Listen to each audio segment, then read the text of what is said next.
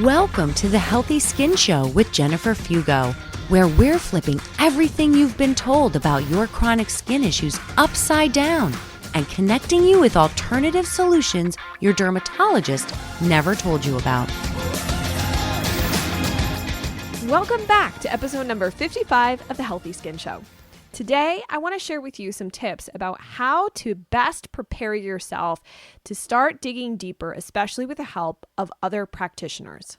It seems like a total no-brainer, but the thing is, most people aren't fully prepared. This has been my experience as a practitioner, and unfortunately, there is no manual to know how to do this. We oftentimes take for granted that records are just transferred or that it really doesn't matter whether you bring along with you any type of notes or documentation or previous labs because, hey, if you decide to go the more functional or integrative route, then who needs all of that conventional medicine stuff? But the truth is, all of it is valid and important.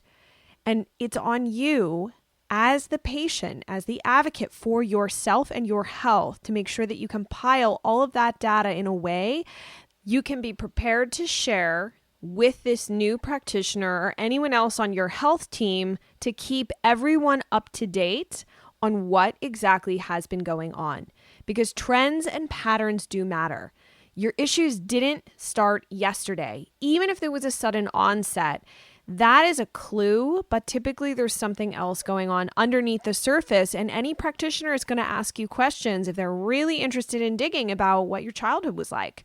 Were you sick a lot as a kid? Were you exposed to a lot of antibiotics?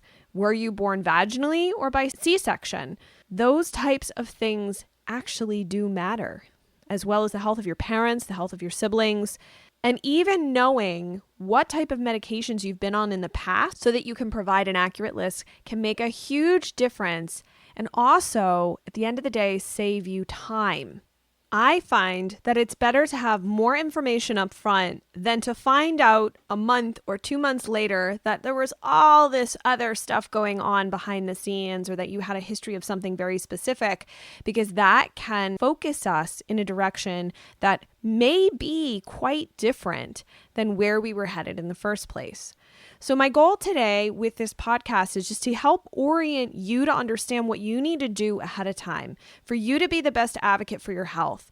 And my experience from this comes not just having been a practitioner and a clinical nutritionist, but also having worked for about 10 or 12 years with my dad, who's a medical doctor and surgeon. So I got to see what it's like from both sides, both in conventional medicine and this integrative space, of how we need that information communicated to us in a way that does make a difference.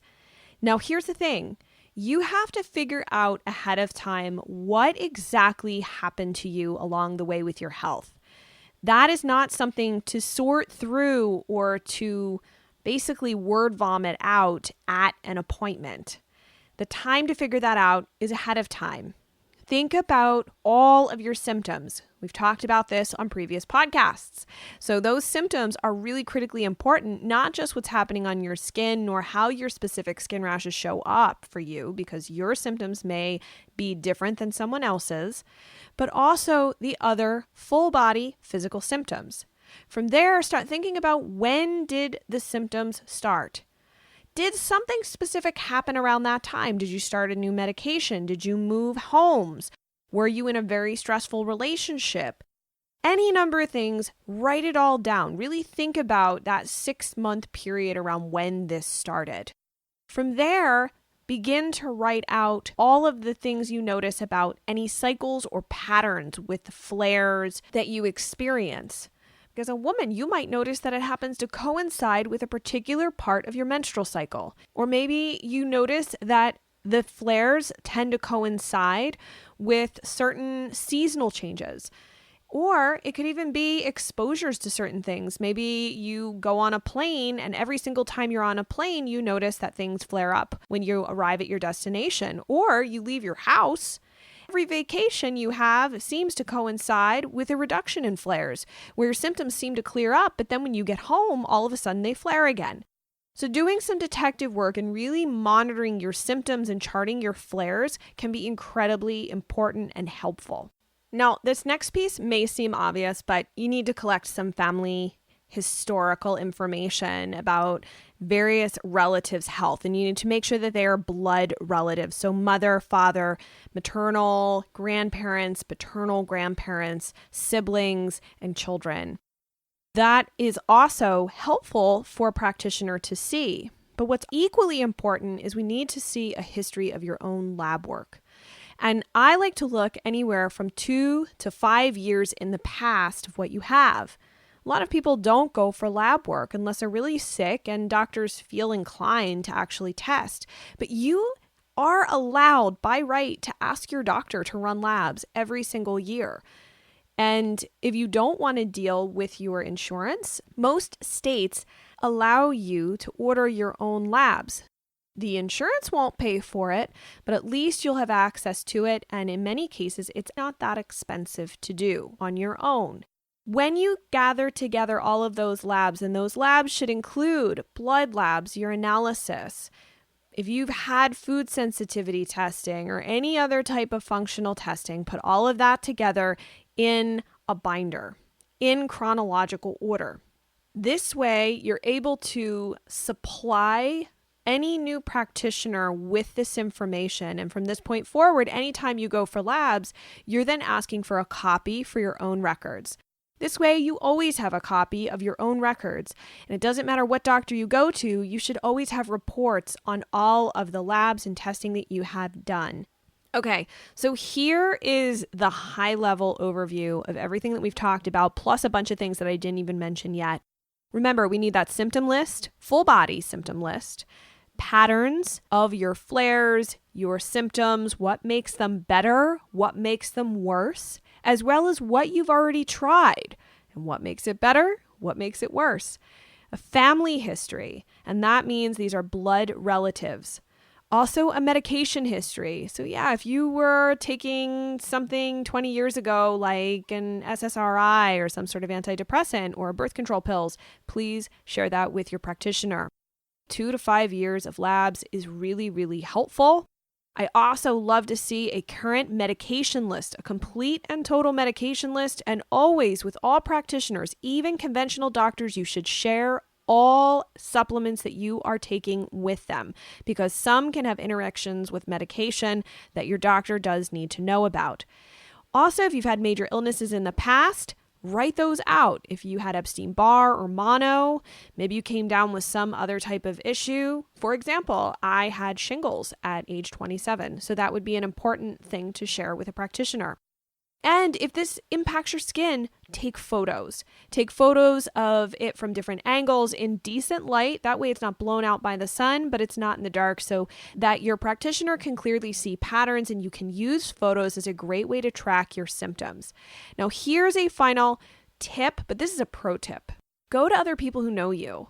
It can be siblings, it can be spouses, it could even be your kids, depending on their age, and ask them if there's something about you that is sort of different or strange, or maybe something that you don't fully acknowledge, but that they see. Sometimes we don't fully tune into the patterns and things that we experience, and they can tell you some information about yourself that may be very valuable for your practitioner to know.